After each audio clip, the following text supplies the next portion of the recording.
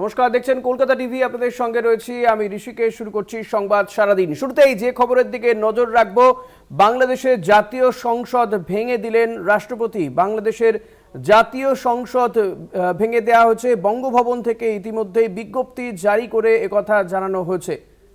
বাংলাদেশের জাতীয় সংসদ ভেঙে দেওয়া হয়েছে। রাষ্ট্রপতি এই জাতীয় সংসদ ভেঙে দিয়েছেন বলে জানা যাচ্ছে। যে দাবি ছিল বৈষম্য বিরোধী আন্দোলনকারীদের, তাদের দাবি মেনে জাতীয় সংসদ ভেঙে দেওয়া হয়েছে। চলতি বছরের 7ই জানুয়ারির পর এই সংসদ গঠিত হয়েছিল।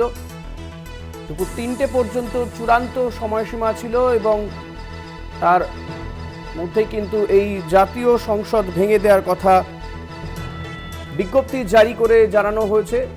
জাতীয় সংসদ ভেঙে দিয়েছেন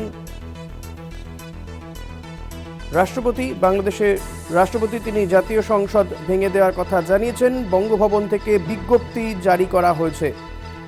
বৈষম্য বিরোধী আন্দোলনকারীদের দাবি ছিল যে জাতীয় সংসদ ভেঙে দিতে হবে। 3টে পর্যন্ত সময়সীমা বেঁধে দেওয়া হয়েছিল এবং সেই মতোই তার কিছু আগেই কিন্তু এই জাতীয় সংসদ ভেঙে দেওয়া হলো।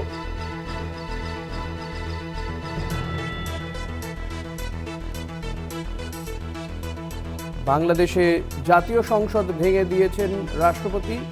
সেদেশের রাষ্ট্রপতি বঙ্গভবন থেকে বিজ্ঞপ্তি জারি। 3 বাহিনীর প্রধান, বিভিন্ন রাজনৈতিক দলের নেতৃবৃন্দ, সুশীল সমাজের প্রতিনিধি ও বৈষম্য বিরোধী ছাত্র আন্দোলনের নেতৃবৃন্দের সঙ্গে বৈঠকের পরে এই সিদ্ধান্ত। চলতি বছরের 7ই জানুয়ারির পর এই সংসদ গঠিত হয়েছিল।